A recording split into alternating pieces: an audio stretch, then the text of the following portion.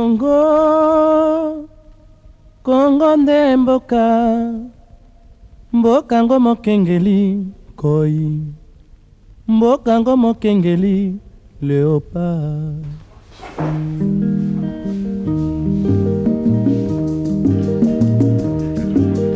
Mikolo tosekelaki na mosolo ya mboka Congo ekoki, tofungwani misolelo, tomoni bozoba nyonso tosali po ya kobongisa Congo avenir. Ebongi tosala, ebongi tosala. Cette réflexion qui m'a été proposée s'inscrit dans le cadre de la célébration du 55e anniversaire de l'indépendance de notre pays. Je craignais de devoir me trouver devant des jeunes qui n'ont pas connu la colonisation et qui n'ont pas connu les temps d'avant l'indépendance. Parce qu'il est très très difficile pour les gens qui n'ont pas vécu une situation de se la représenter. Et lorsque nous parlons aux jeunes d'aujourd'hui, du temps d'avant l'indépendance, vous avez l'impression qu'ils vous entendent, mais qu'ils ne réalisent pas exactement de quoi vous parlez. Ils ont de la peine à s'imaginer de quoi vous parlez parce que la situation actuelle est telle que c'est à peine qu'on peut reconnaître le pays que nous avons connu dans notre enfance dans ce qu'il est devenu aujourd'hui. Alors, je suis content parce que quelque part, il y a aussi donc des témoins de ce que j'ai dit et qui pourront donc me contredire si jamais je raconte des inepties ou des inexactitudes. D'ailleurs, c'est une conférence débat. Et que tout le monde serait heureux. C'est ce que du moins, non pas ce pas les politiciens nous faisaient croire, mais de manière particulière à Bukavu, où j'habitais. Donc je crois qu'il n'y a même pas eu de défilé ce jour-là. Est-ce qu'on craignait des troubles ou quoi? Mais en tout cas, ce jour-là, il ne s'est rien passé de particulier. Nous sommes donc allés nous promener à la frontière. Et là, la frontière qui n'en était pas une, puisque c'était la frontière avec le Rwanda. Vous savez que c'était le Congo belge et le Rwanda Urundi. Il n'y avait pas, c'était pratiquement le même pays entre guillemets. C'est-à-dire qu'il n'y avait pas de frontière. Nous étions tous les propriétés du même patron, les propriétés du même patron.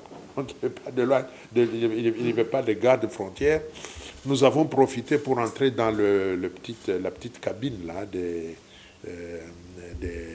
douaniers et pour appeler qui nous voulions appeler, évidemment sans nous présenter, et notamment les prêtres européens de notre paroisse, contre lesquels nous n'avions rien de personnel, mais c'était un mouvement global. Tout le monde participait à l'indépendance, tout le monde était heureux, parce qu'on nous avait fait croire que c'est fini. Tous les problèmes seront désormais réglés et que tout le monde sera riche, heureux. Tout le monde sera comme des blancs. Nous serons, tous les noirs, nous serons comme des blancs. Voilà ce qu'on nous faisait croire. Et comme je vous l'ai dit, le niveau intellectuel de la plupart des Congolais ne leur permettait pas de comprendre exactement ce que pouvait être l'indépendance. Et ça va être notre premier problème. Le premier problème des Congolais, ça va être, je dirais, pour employer, pour éviter des mots, des gros mots, le problème sera un problème intellectuel, la compréhension de ce que c'est que l'indépendance. À ce moment-là, l'idée que les Congolais se faisaient de l'indépendance était très loin de la réalité. Et ceci aussi bien du côté de ce que l'on peut considérer comme les intellectuels d'alors. Je vous ai dit qu'au moment de l'accession de notre pays à l'indépendance, on avait à peine une dizaine d'universitaires, dont près de la moitié qui étaient des prêtres. Les Moulago, les Monseigneur Mouloloa, qui avaient fait des études de droit canon, de théologie, et que tous les autres, ils étaient une dizaine, c'était trop peu pour le Congo. Les gens les mieux formés, c'était ceux qui avaient été dans les grands séminaires, et les grands séminaires d'alors, qui avaient une forte connotation idéologique. Vous le savez, la religion a participé d'une façon, ne s'est pas directement et de façon assez nette démarquée de la colonisation. Comme on considérait tout ce qui était africain comme du paganisme, et donc les prêtres qui sont venus nous évangéliser pensaient que devenir chrétien, c'était aussi accéder à ce que l'on appelle la civilisation. Ils confondaient le christianisme avec la civilisation. Et quand il parlait de civilisation, il faut comprendre civilisation occidentale. Et donc, les gens avaient un problème d'intelligence, de compréhension de ce qu'est l'indépendance. Les gens pensaient que nous allions devenir comme des Blancs. Mais devenir comme des Blancs, ça signifie quoi? Quel était le contenu exact de cela? Les gens pensaient que tout le monde allait devenir riche. Mais qu'est-ce que c'est que devenir riche? Comment est-ce qu'on peut devenir riche? Par quel moyen, par quel mécanisme? On n'avait pas eu l'occasion de réfléchir là-dessus. Et donc, il y a eu comme un rejet que j'appelle sentimental, réel quand même, de l'idée de la domination. Et ça, c'est quasiment universel. Je ne connais aucun peuple qui se complaît dans l'esclavage. Et lorsque quelqu'un dans l'esclavage est dominé, lorsque quelqu'un est méconnu dans son être, dans sa dignité, on veut parler de dignité ici, eh bien, il finit toujours, tôt ou tard, par se révolter. Et donc, il y avait sans doute des idées qui reposaient, qui étaient très, très sentimentales, mais qui ne correspondaient à rien de véritablement précis.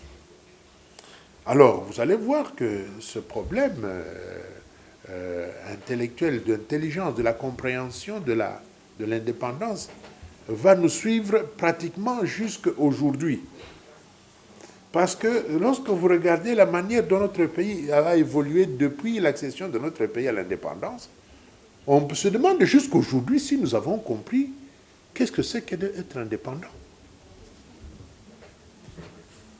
On se demande si ceux qui aujourd'hui ont appris, ont lu, ont pu accéder à des hautes études et qui ont lu donc les histoires des indépendants des autres pays, si les Congolais qui, parce que c'est parmi eux qu'aujourd'hui on choisit les dirigeants, on se demande ils ont dépassé cette idée-là, ils ont transcendé ce paradoxe ou ce problème de la compréhension de l'intelligence de ce que c'est que l'indépendance. Il y a un des premiers universitaires congolais qui s'appelait Thomas Kanza. Thomas Kanza, c'était un des premiers universitaires africains, de Congolais, pardon, et qui a fait partie du premier gouvernement congolais, et qui disait que pendant les conseils des ministres, les ministres passaient le meilleur de leur temps à discuter pour savoir comment ils vont se partager les maisons des anciens administrateurs et hommes politiques belges qui quittaient le pays. Et il dit, voilà, au Conseil des ministres, nous étions préoccupés de savoir comment nous allons nous partager les villas dans la ville. Et parler du pays, du développement du pays, ce n'était pas notre problème. Et en fait, quand vous regardez, je me demande si aujourd'hui ça change. Ça n'a pas beaucoup changé aujourd'hui. Quand vous savez que les ministres s'arrogent un salaire de $10 000 dans un pays où un licencié, fonctionnaire de l'État, agent de l'État, touche à peine $62, vous demandez si ça a changé. Est-ce que ça a changé? Comment est-ce qu'un ministre peut estimer que lui, c'est normal qu'il touche $10 000? Je ne dis pas que c'est trop. Alors qu'un licencié dans le même pays et qui travaille 30 jours comme lui, tout le mois pour lui, a un salaire de $62. C'est le salaire moyen des agents de l'État aujourd'hui. $62.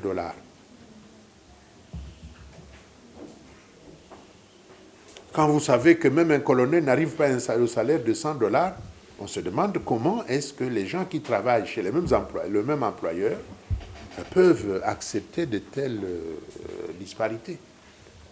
Donc, nous ne sommes pas tellement avancés sur ce point de la compréhension de ce que c'est que l'indépendance. Et les premiers, et ceux qui pensaient que l'indépendance produirait d'une manière presque automatique la prospérité pour tous, et que du jour au lendemain, tout le monde serait heureux, tout le monde serait riche, eh bien, ils ont très très vite déchanté, parce que, effectivement, l'indépendance exige la prise en charge du pays, exige l'indépendance est une responsabilité. L'indépendance, c'est la capacité à s'autogérer, à ne plus attendre des solutions des autres. L'indépendance, c'est la capacité à se prendre soi-même en charge et à résoudre ses problèmes soi-même. Nous avons pensé, nous avons oublié que ceux qui nous dirigeaient, ils gagnaient gros parce qu'ils travaillaient. Or, parmi les choses qui sont passées au lendemain de l'indépendance, les Congolais considéraient le travail comme une punition. Et effectivement, surtout dans les milieux ruraux, certains coloniaux réquisitionnaient les gens pour des travaux d'intérêt commun, mais ils ne les présentaient pas de manière respectueuse. Et donc, les gens ont fini par croire que c'était des corvées. Parmi les choses qui se sont passées au moment de l'accession du pays à l'indépendance, c'est que les gens ont commencé à refuser de payer l'impôt parce que c'était quelque chose d'imposé qu'ils n'avaient pas assumé. C'était parmi les signes de la colonisation. Et donc les gens ont cessé de travailler. Parce que pourquoi travailler? Travailler, c'était une corvée, c'était quelque chose qui était obligatoire, qui n'était pas librement consenti. Et donc, il y a eu là comme un quiproquo que nous avons encore aujourd'hui.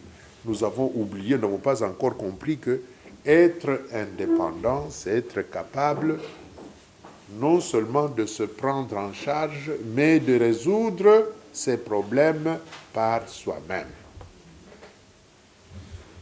Et aujourd'hui, nous continuons encore à être comme des petits-enfants qui attendons toujours que nos problèmes soient résolus par l'extérieur. C'est tellement fort que, voilà, nous avons encore aujourd'hui au Congo la présence de l'ONU, ce qu'on appelle la MONUSCO. Ce n'est pas normal. Il n'y a pas de MONUSCO à Brazza. Il n'y a pas de MONUSCO ou de troupes de l'ONU au Congo, en Angola, ils les ont chassés. Hein. Dans les autres pays indépendants du monde, vous n'avez pas de troupes de l'ONU. L'intervention de l'ONU est une reconnaissance de l'incapacité à se gérer de manière indépendante. Or, l'ONU est venue là-bas le lendemain de l'indépendance, ils étaient là. Vous savez que dès que nous sommes devenus indépendants, première chose, les 5 jours après l'indépendance, le 5 juillet 1960, vous avez la mutinerie de la force publique. L'armée se mutine. Le général Janssens avait commis la gaffe de dire avant l'indépendance égale après l'indépendance. Et les soldats lui ont dit comment? Pour qui nous prenez-vous? Révolte de la mutinerie de l'armée. 11 jours après, la sécession katangaise. Tshombe et les autres ne s'entendent pas sur le partage du pouvoir, mais en fait, ils sont toujours sous la coupe des Occidentaux qui continuent à les manipuler. Il y a sécession katangaise 11 jours seulement après l'indépendance. Et attention, cela va durer jusqu'au début de 1963. Ça va durer près de 3 ans. 2 ans, disons, enfin, 2 ans et demi. Le surlendemain, les Congolais demandent eux-mêmes l'intervention de l'ONU, disant nous sommes incapables de diriger ce pays.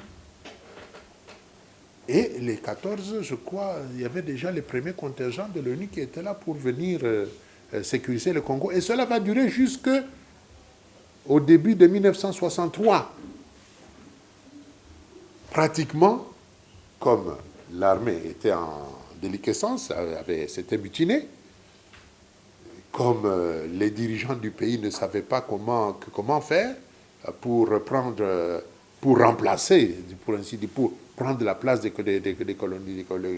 colonisateurs qu'ils avaient chassés, comme vous le savez très bien, quelques mois après, soit le 4, je vois que le 4 septembre 1960 ou le 5 septembre 1960, entre Kasavubu et Lumumba, les ponts sont cassés, et Kasavubu demeure Lumumba, et Lumumba demeure Kasavubu. Et cela profite à qui? À Mobutu, qui va faire son premier coup d'État à la mi-septembre 1960 avec ce qu'on a appelé les commissaires généraux. Il va rassembler les quelques universitaires que nous avions. Je vous dis qu'à l'indépendance, il y avait à peine une dizaine de diplômés d'université. Il va prendre, lui, les quelques universitaires, dont le feu Justin Bomboko, et beaucoup d'autres qui n'étaient que des étudiants. Mais ces étudiants, pour qu'ils puissent fonctionner, ils vont demander l'aide de leurs professeurs. Donc leurs professeurs belges, qui étaient ici d'ailleurs, qui n'étaient pas encore partis. Donc ces professeurs vont encadrer ces commissaires généraux qui vont faire du travail relativement bon, mais parce que quand on est indépendant et qu'on demande l'aide de quelqu'un d'autre, ça ne peut pas fonctionner. Déjà, rien que le fait de demander que d'autres nous prennent en charge, c'est dénier notre indépendance. Et donc, mais enfin, bon, ils vont laisser de septembre à février 1961, ils vont quand même diriger le pays vaille que vaille. On va connaître un semblant de gestion, de gouvernance, et cela va se terminer évidemment par le renvoi de ces commissaires généraux et l'avènement du gouvernement Adoula. Adoula qui était parmi aussi les premiers intellectuels, si on peut parler comme ça. Mais attention, il ne s'agit pas d'un homme. On ne peut pas diriger le pays avec un seul universitaire. Ce n'est pas possible. Il fallait qu'on ait suffisamment d'universitaires en nombre, en quantité et en nombre, pour occuper les fonctions clés afin qu'on puisse espérer pouvoir maîtriser, ne fût-ce qu'intellectuellement, la question. Mais ça, je vais y revenir après. En tout cas, on était très mal parti parce que nous n'avions pas, au moment de l'accession de notre indépendance, l'intelligence, ne comprenions pas exactement ce que c'était que l'indépendance, et cela tenait aussi en grande partie à ce que je peux appeler le niveau intellectuel général. Les Belges n'avaient pas formé des intellectuels, ils avaient vraiment peur des intellectuels, et c'était un petit pays qui avait peur de tout, qui avait peur du Congo. Imaginez que la Belgique, même aujourd'hui, ne dépasse pas, je crois qu'ils ont 10 millions d'habitants à peu près. C'est un pays de 30 000 km² et qui avait colonisé un pays de 2 345 000 km². Ils avaient peur, donc ils n'ont jamais formé des intellectuels, des gens intelligents, capables de les remplacer. Et donc, au moment de l'indépendance, nous avons été punis par où nous avions péché, où les Belges nous avaient amenés à une situation où nous n'étions pas capables de pouvoir nous autogérer. Nous n'étions pas capables de nous prendre en charge de manière responsable. Alors, vous allez voir que ceci va influer sur la manière dont les Congolais vont négocier l'indépendance, et cela se fera, c'est le deuxième point, d'abord autour de ce que l'on a appelé la table ronde de 1960, début 1960, janvier-février 1960. C'est là donc que les Congolais ont été invités à aller discuter de l'indépendance avec les Belges. Ces fameux Congolais qui ont discuté l'indépendance avec les Belges même n'avaient pas la capacité de pouvoir négocier. Ils n'avaient aucune possibilité de pouvoir négocier étant donné leur niveau intellectuel. Ils étaient à peu près une 75, mais sur les 75, vous aviez évidemment les chefs politiques, vous aviez des représentants de toutes les catégories de la société congolaise, mais je vais vous parler d'une manière particulière de leur niveau d'instruction, leur niveau intellectuel. Nous sommes donc en 1961, à 1960, au début de l'année, avec la table ronde belgo-congolaise qui se tiendra du 20 janvier au 20 février 1960. Le nombre de Congolais et le nombre total de participants congolais à cette table ronde est de 80. Eh bien, on comptait 25 clercs, donc des commis, 25 commis parmi eux. Les commis, c'était ceux qui avaient fait l'école moyenne de 3 ans post-primaire, donc des clercs ou commis. Il y avait 12 notables ou chefs coutumiers. Il y avait 9 commerçants, agents d'affaires et représentants de commerce. Il y avait 5 comptables, et pas des comptables très haut niveau, hein. Ce n'étaient pas des gens qui avaient fait l'école de commerce, hein. C'était des gens qui avaient fait quelques années post-primaire. 5 fonctionnaires de direction, 2 colons, donc des planteurs, hein, 2 défenseurs devant les tribunaux indigènes. Il y avait donc les tribunaux indigènes où qu'on avait comme avocat des gens qui avaient étudié un peu, qui savaient lire et écrire, mais qui étaient beaucoup plus au fait de la coutume que de la loi. 2 journalistes, un instituteur, un administrateur et un administrateur de coopérative. Voilà ceux qui sont allés négocier l'indépendance avec les Belges du 20 janvier au 20 février 1960. Alors, c'était ça qu'ils avaient comme métier. Quant à leur niveau intellectuel, 30 Congolais avaient fait des études post-primaires et moyennes, 9 l'école normale, 8 les humanités ou études secondaires, 7 de la comptabilité, 3 des études d'assistants, agronomes ou médicaux, 2 les écoles professionnelles et enfin 12 des études postsecondaires. Surtout études théologiques et philosophiques. Les 12 là dont je vous parle, c'était surtout parmi les anciens séminaristes.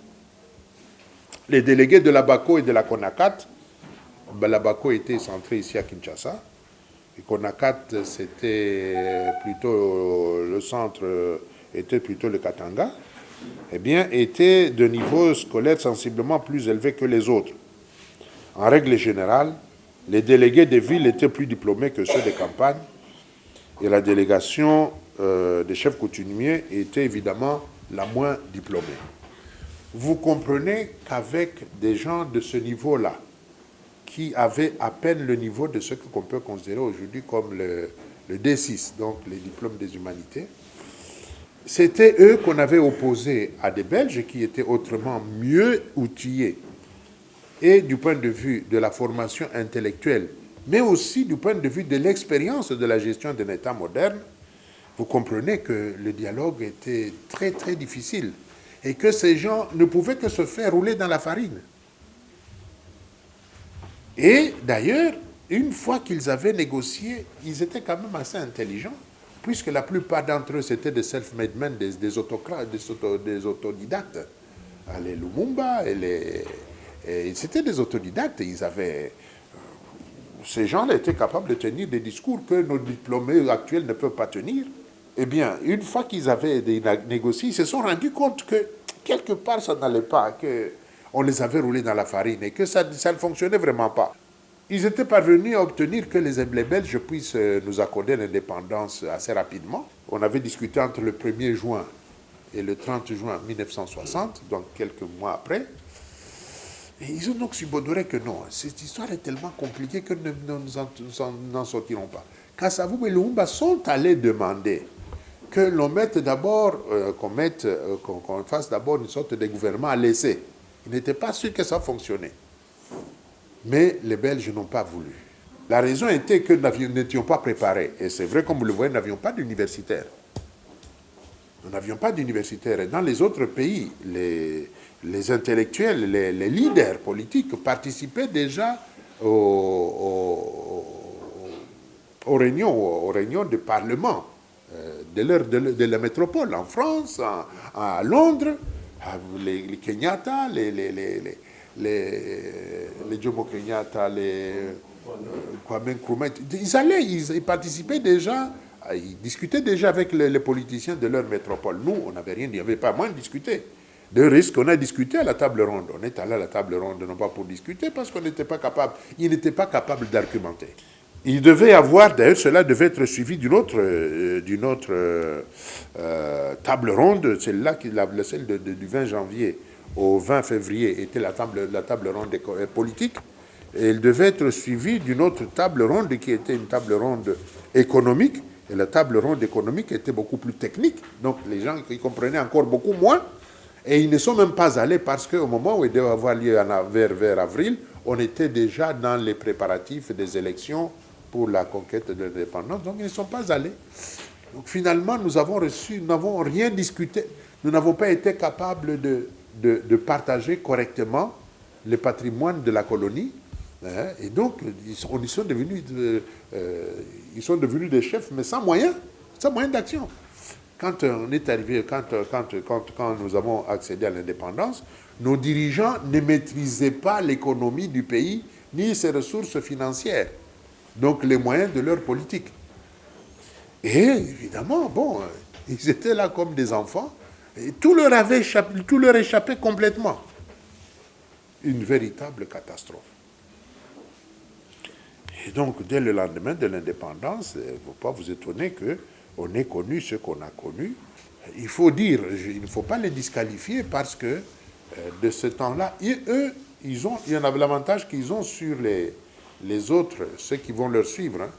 Ces gens-là croyaient en ce qu'ils faisaient. Kasavubu croyait en ce qu'il faisait. Lumumba croyait en ce qu'il faisait. Et ils étaient même prêts à mourir pour ça, parce qu'ils ont été presque tous emprisonnés. Ça n'a pas été facile. Ils prenaient des risques. Ils prennent des risques pour la liberté de leur pays, pour l'indépendance de leur pays. C'était ce qu'on appelle des nationalistes, des gens qui sont prêts à mourir pour leur pays. Malheureusement, ils n'avaient pas la compétence intellectuelle nécessaire. Et ça se paye. Et une fois qu'ils étaient en place, bon, le pays leur a échappé complètement. Alors, complètement. Et la gestion du pays leur a échappé complètement. Et donc, nous étions, le Congo était vraiment mal parti, comme va écrire plus tard, c'est Balandier, je crois. René Dumont. L'Afrique est mal partie. Eh bien, il était très mal parti parce que nous n'avions pas les hommes capables. Attention, quand on dit ça, on ne veut disculper personne parce que dans les autres pays, les autres colonies avaient préparé les gens capables de diriger le pays. C'était les Belges qui ont commis la bêtise, l'erreur de ne pas préparer des Congolais à assumer l'indépendance. Mais ce que moi je voudrais souligner là-dedans et qui continue à nous marquer aujourd'hui, c'est quoi? Dans la lutte pour l'indépendance, nous n'avons pas vu beaucoup d'universitaires déjà bien formés. Et ça va être comme une tradition. Ce sont ces papas qui avaient leur diplôme leur diplôme du secondaire, des moniteurs, des trois, école moyenne, école normale. Ce sont ces papas-là qui vont lutter pour l'indépendance et les premiers universitaires qui vont commencer à sortir au lendemain de l'indépendance. Parce que l'université Lovanium avait déjà été créé, existait déjà. Et les premiers universitaires, nous allons commencer à les avoir après l'indépendance. Eh bien, ces papas qui n'étaient pas des grands intellectuels, mais qui aimaient le pays, qui étaient des patriotes, qui ne volaient pas, qui n'étaient pas des voleurs, eh bien, ils allaient recruter leurs collaborateurs à la sortie de la salle de promotion le jour de la proclamation. Et c'est ça qui a tué l'intellectuel congolais. l'universitaire congolais. Le jour même où il sortait de la salle de promotion, il y avait un ministre qui l'attendait à la porte avec 3 clés. La clé du bureau, la clé de la voiture et la clé de la maison. Or, ce type qui n'a jamais rien fait, avant d'avoir te préparé, d'avoir travaillé, il a déjà ce que les autres ont à la fin de leur carrière.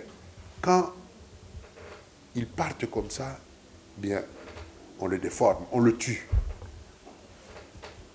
C'est ce que j'appelle les universités, les diplômés aux 3 clés, les hommes aux 3 clés.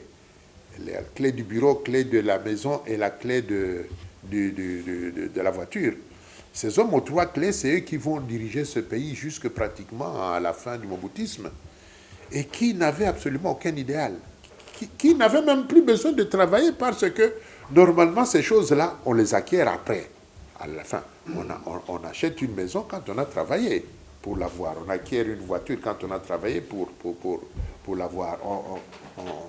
On a des avantages sociaux quand on a travaillé. Eux, ils les avaient au début de leur travail. Pourquoi est-ce qu'ils devaient encore travailler? Pourquoi fallait-il qu'ils fassent encore des efforts ils arrivaient déjà le jour de leur engagement?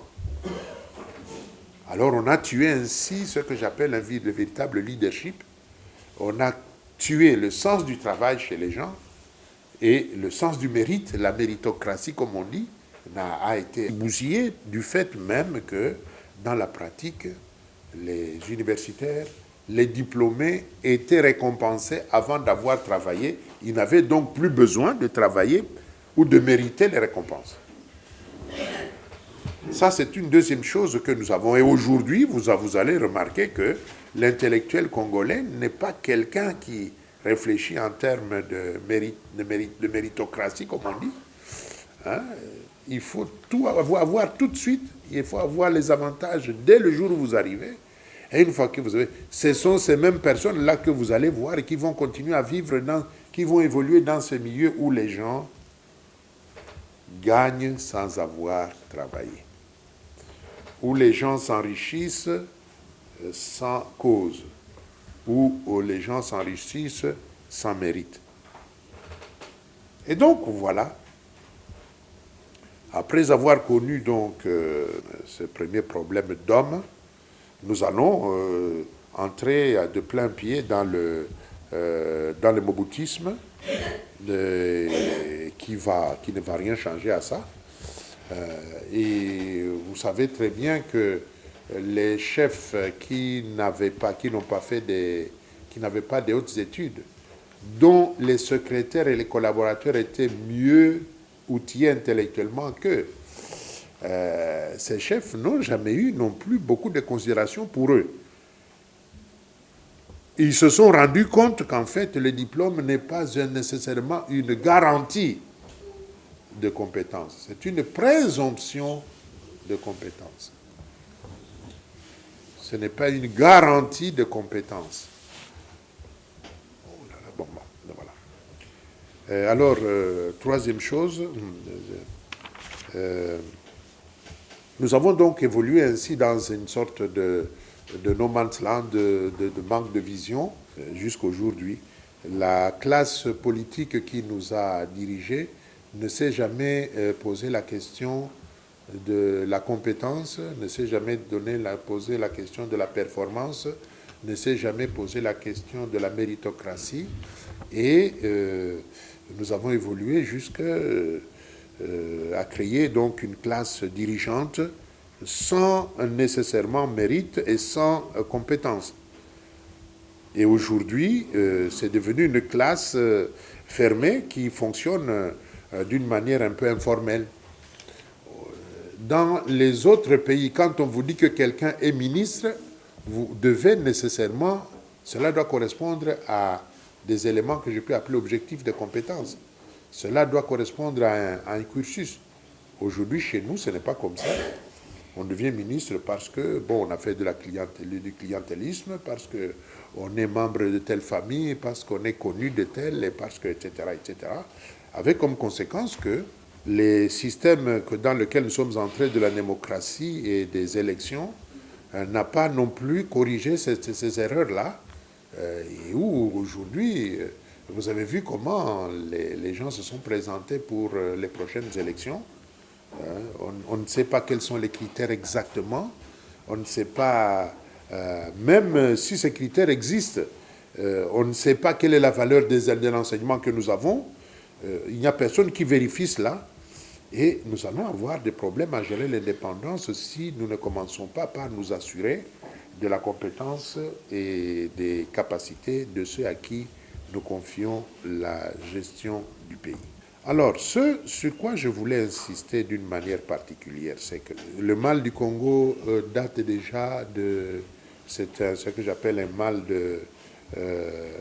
une tare congénitale, c'est-à-dire dès le début de la constitution de notre pays, nous n'avons pas donné les moyens de pouvoir gérer de manière efficace le pays et donc de gérer notre indépendance. Et ces tares-là sont devenus des habitudes. Et donc,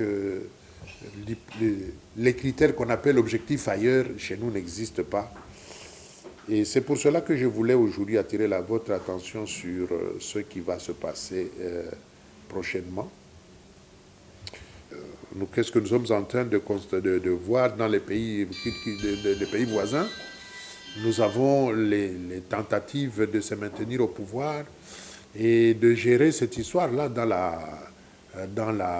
l'opacité. Non, c'est normal. Quand un président arrive à la fin de son mandat, il part. Mais il ne suffit pas que celui qui est là parte.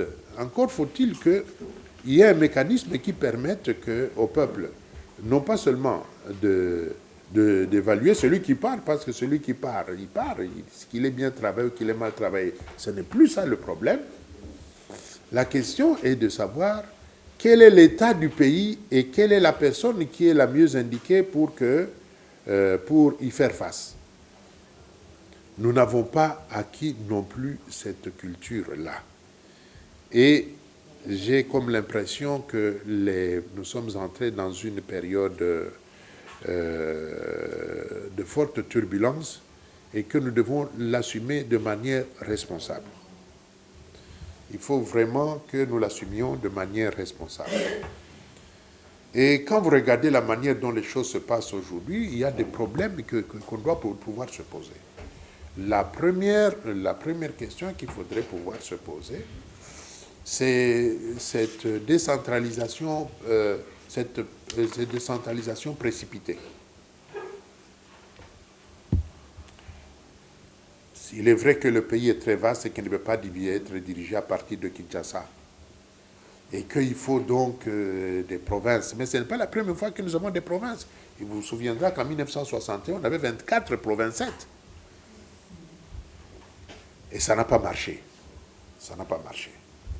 Alors maintenant, il faudra se poser la question de savoir si vraiment il est opportun qu'on ait aujourd'hui que cette décentralisation se fasse aujourd'hui. La décentralisation doit se faire parce que le pays est très vaste. Un pays de 2 345 000 km² avec 77 millions d'habitants. Vous ne les dirigez pas seulement à partir de 11 centres. Il faut effectivement des entités à taille humaine qui soient vraiment gérables. Mais j'ai comme l'impression que le moment et le temps qu'on s'est donné ne sont pas suffisants. Normalement, cette décentralisation devrait avoir lieu en 2010. Nous avons donc 4 ans, pratiquement 5 ans de retard. Et maintenant, on veut combiner cela avec la fin du mandat, de la mandature en cours. C'est une question qu'il faudra étudier profondément.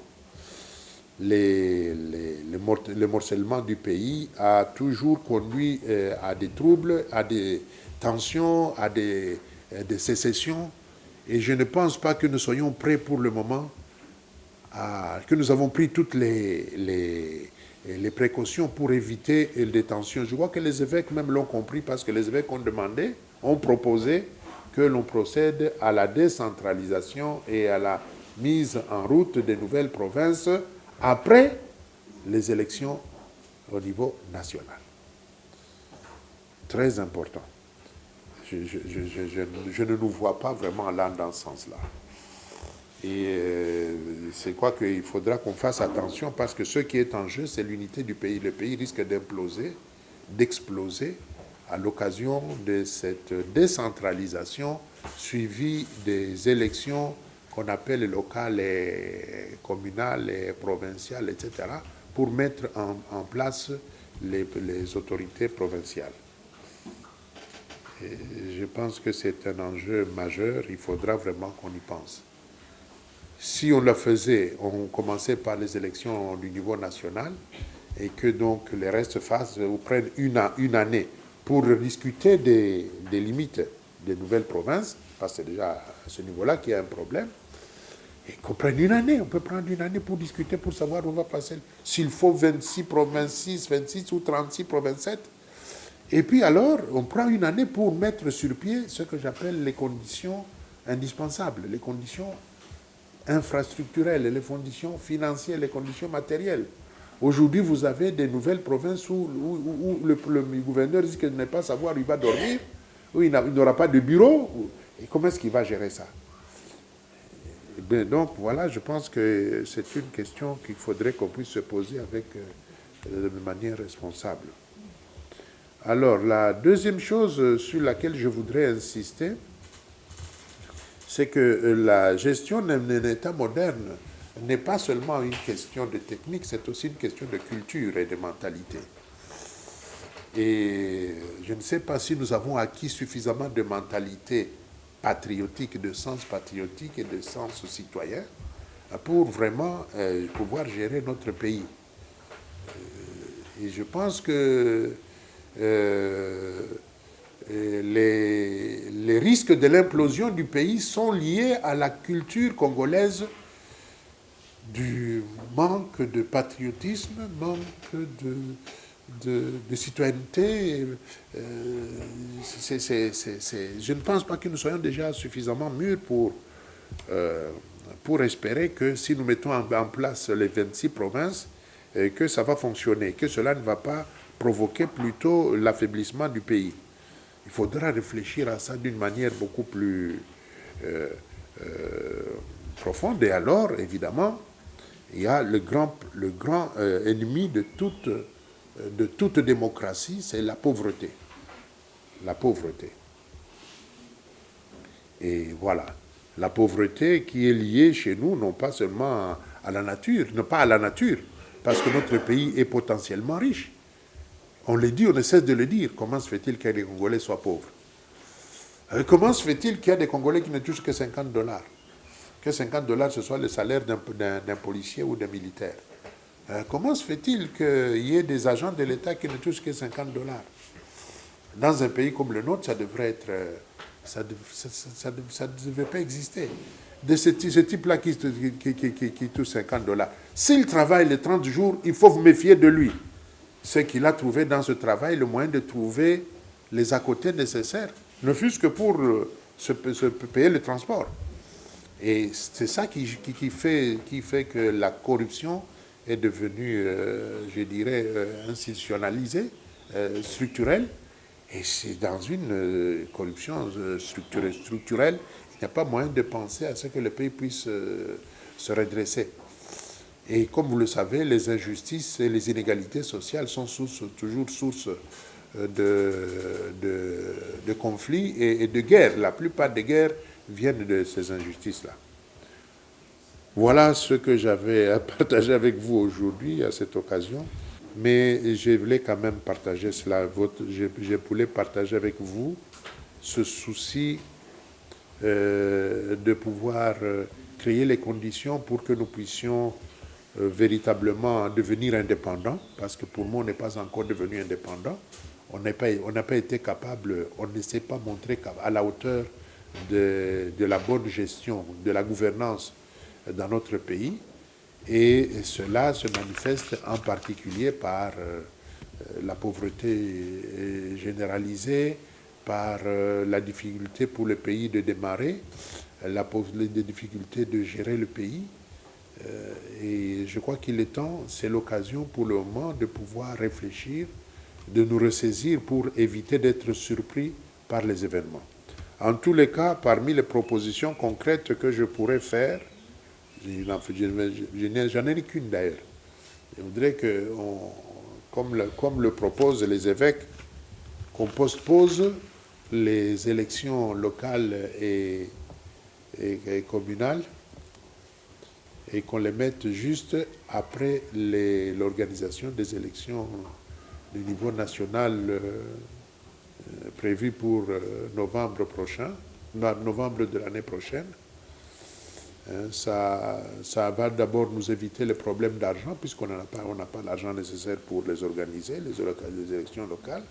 Et ensuite, ça nous donnera le temps de pouvoir réfléchir sur la nécessaire décentralisation et la mise sur pied donc des entités décentralisées, parce que je ne vois pas un gouverneur qui siège et qui dirige une province sans bureau, sans maison, ni pour lui, ni pour ses collaborateurs. Et je ne vois pas non plus quelles sont les possibilités dont disposent les nouvelles entités, pour pouvoir répondre à ce besoin-là dans des délais raisonnables. On pourrait donc prendre une année pour discuter sur les nouvelles entités, d'une année pour leur infrastructure, et la troisième année, on procéderait aux élections tranquillement des dirigeants des nouvelles entités décentralisées. Voilà, je vous remercie et je m'excuse.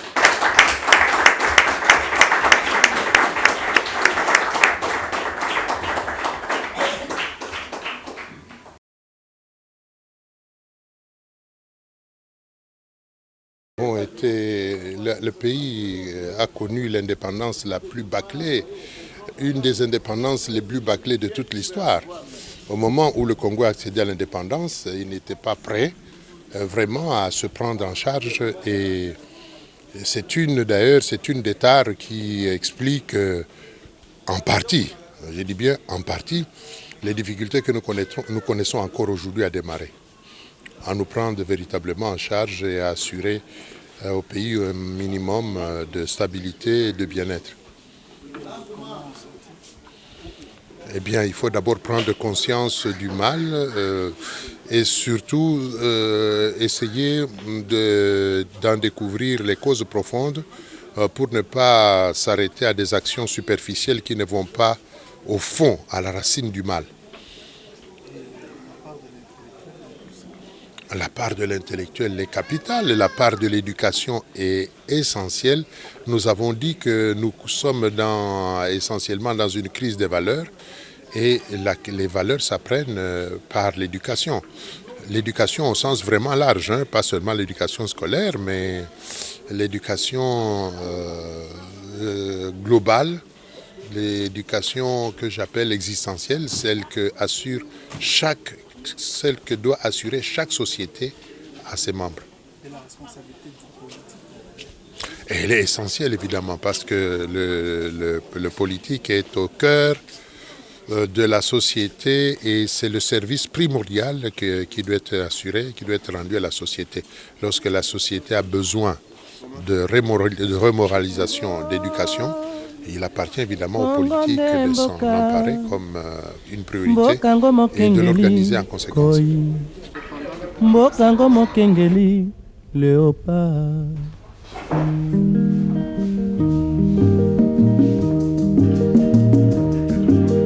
Mikolo tosekanaki na mosolo ya mboka Kongo ekoki, tofungwani misolelo, tomoni bozoba nyonso tosali po ya kobongisa Kongo aveni. Ebongi tosala moto nyonso ata mwana. Kongo ya mosolo mpembe ya nzoku, Kongo ya bwanya kasa ya... Théodiste Assemblée, bonjour.